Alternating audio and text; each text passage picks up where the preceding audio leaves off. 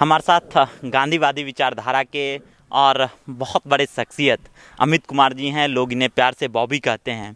क्या वजह है कि पुष्पा शर्मा जी का इतना ज़ोर शोर से आप लोग प्रचार कर रहे हैं, और क्या खास बातें हैं पुष्पा शर्मा में? सर्वप्रथम तो आपके माध्यम से सारे चैनल जो देख रहे हैं उनको मैं अभिवादन करता हूं।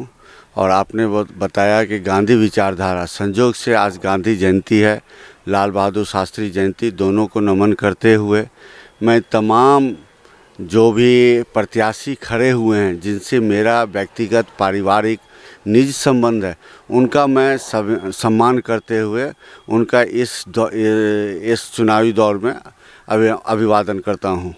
जहां तक पुष्पा शर्मा जी की बात है, ये देखिए पुष्प है, बिल्कुल ये पुष्प, इस पर मैं बताना चाहता हूँ, ये पुष्प किसी के लिए इंतज़ार में नहीं बैठा हुआ है। गांधीवादी विचारधारा सत्य के साथ रहता है। सत्य आज मुझे दिखा सिर्फ पुष्पा शर्मा जी में है, इसलिए इस गैर दलीय चुनाव में मैं पुष्पा शर्मा जी के साथ उनकी जीत के लिए मेहनत कर रहा हूँ। अच्छा, दल से हटकर ये पूरा चुनाव हो रहा है, नगर निगम का चुनाव है। पुष्पा शर्मा जी पहले भी अध्यक्षा रह चुकी हैं, लेकिन क्या लग रहा है, समस्याएं बहुत सारी हो सकती है हमारे बीच, लेकिन समाधान कोई तो परमानेंट सॉल्यूशन होगा। और आप भी नगर निगम में रहते हैं, तो आपके नज़र में कौन सा परमानेंट सॉल्यूशन है जो सब चीज़ों का निराकरण हो सकता है, सब समस्याओं का निराकरण हो सकता है? हमारी नगर निगम की जो हमारे जनता हैं, वो जनता ये समझे कि इस बार वो डायरेक्ट चुन रहे हैं।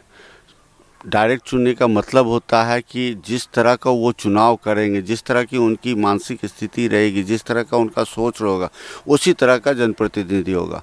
हम ये नहीं कहते हैं कि हमारे जो मेयर प्रत्याशी हैं पुष्पा शर्मा जी, जिनका क्रमांक संख्या 11 और चुनाव चिन्ह टाइप राइटिंग मशीन है, वो जीतने के बाद तुरंत जादू की छड़ी फेर देंगे। लेकिन एक सारे जनता एक चीज़ को समझ ले कि जब तक ईमानदार प्रयास नहीं होगा तब तक किसी समस्या का समाधान नहीं निकलेगा। ईमानदार प्रयास होना ज़रूरी है।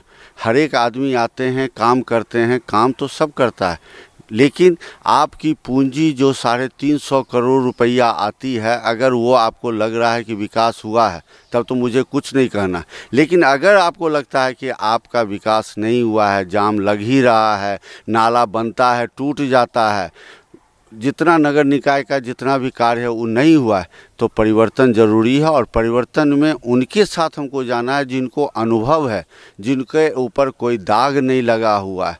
इसलिए हम इनके साथ हैं और सारी जनता से अपील करते हैं कि इनको जुटाइए, ईमानदार प्रयास कीजिए। प्रयास तो हर एक आदमी करता है, लेकिन यही मेरा ईमानदार कहने का मतलब है कि जनता ईमानदार प्रयास करेगी तो मेयर ईमानदार काम करेगा।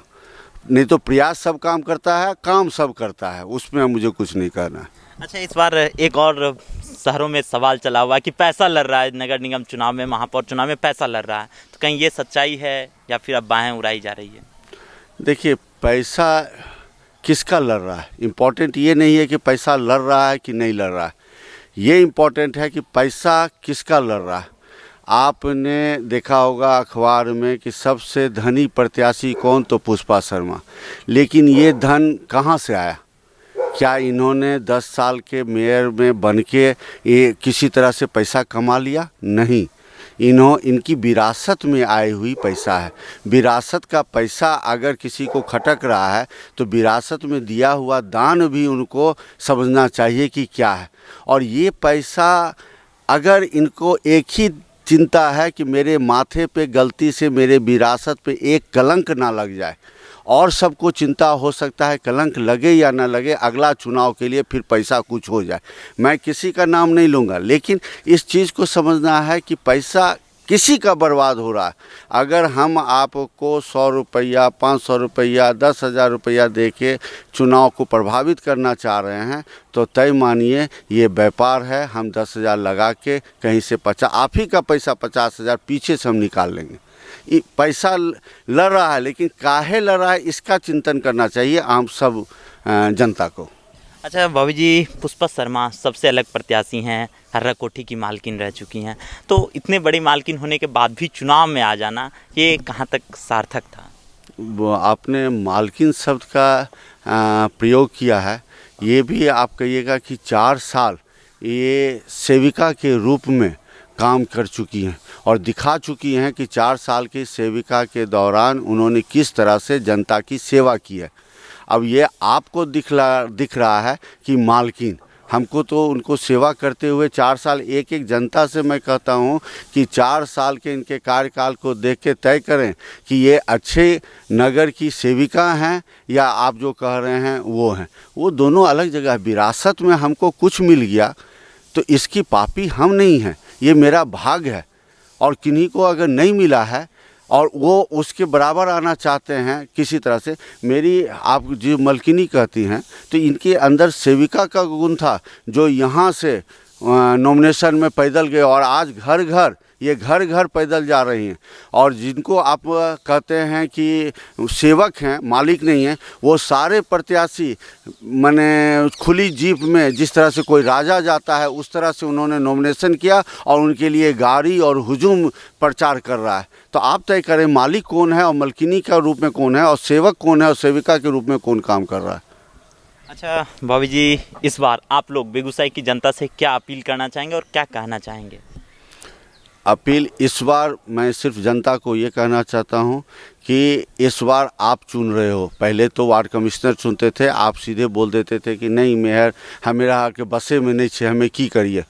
इस बार अगर अंतिम प्रयास है, अगर ईमानदार स्वच्छ छवि को, जो कि आपके पैसा का सही ईमानदार प्रयास करके आपके तक नहीं लाएगा, तब तो अगले बार से फिर आपको मौका तक नहीं मिलेगा। अच्छे लोग राजनीति में आना बंद कर देंगे और अच्छे लोग आना बंद कर देंगे, इसका मतलब है राजनीति का सत्यानाश हो जाना, जो कि मरणासन अवस्था पे पहुंच चुका है। प्लीज़ अब सब उसको बचाइए और ईमानदार लोग का आने का रास्ता प्रशस्त करें मार्ग। हम तो सिर्फ इतना कहेंगे लास्ट में कि हम मेरी प्रत्याशी बढ़ी हैं और एक से एक और आप आगे बढ़ जाइए तो ये 11 क्रमांक है। 11 क्रमांक का मतलब होता है विक्ट्री। एक हम बढ़े हैं, एक आप बढ़िए। 11 क्रमांक टाइपराइटिंग छाप पे मुहर लगा के हमारे प्रयास को सफल कीजिए। तो ये थे हमारे साथ गांधीवादी विचारक और एक ऐसे शख्सियत जो कि साफ साफ बता रहे थे कि क्या क्या सच्चाइयाँ हैं, नगर निगम की समाधान क्या हो सकता है। तो बहुत बहुत धन्यवाद। और आप भी अगर जिताना चाहते हैं तो स्वच्छ छवि के प्रत्याशी को जिताइए और इन्होंने भी यही कहा कि आप स्वच्छ छवि के प्रत्याशी को जिताइए।